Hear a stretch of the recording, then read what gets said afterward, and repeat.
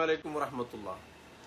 നബി സല്ലല്ലാഹു അലൈഹി വസല്ലമ തങ്ങൾ അവിടുത്തെ സ്വഹാബത്തിന്റെ കൂടെ ഇരിക്കുന്ന സമയത്ത് ദുനിയാവിലും ആഖിറത്തിലും ഏറ്റവും നല്ല സ്വഭാവത്തിന്റെ ഉടമ ആരാണ് എന്ന് സ്വഹാബികളോട് നബി ചോദിക്കുന്നുണ്ട്. അപ്പൊ സ്വഹാബികൾ ഇങ്ങനെ സ്തബ്ധരായി നിൽക്കുകയാണ്. ആ സമയത്ത് നബി സല്ലല്ലാഹു അലൈഹി വസല്ലമ തങ്ങൾ അവർക്ക് പറഞ്ഞു കൊടുക്കുന്നത് 3 കാര്യങ്ങളെ കുറിച്ചാണ്.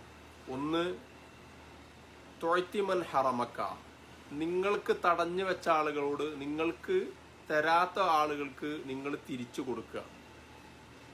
2, വസുൽമൻ ഖതാക, നിങ്ങളോട് ബന്ധം മുറിച്ച ആളുകളോട് നിങ്ങൾ ബന്ധം ചേർക്കുക. 3, നിങ്ങളോട് ആരാണോ അതിക്രമം ചെയ്തത് അവർക്ക് നിങ്ങൾ വിട്ടുവീഴ്ച ചെയ്ത് കൊടുത്ത് മാപ്പ് കൊടുക്കുക. ഈ 3 സ്വഭാവം ഒരാളിലുണ്ടോ എങ്കിൽ അയാളാണ് ദുനിയാവിലെയും ആഖിറത്തിലെയും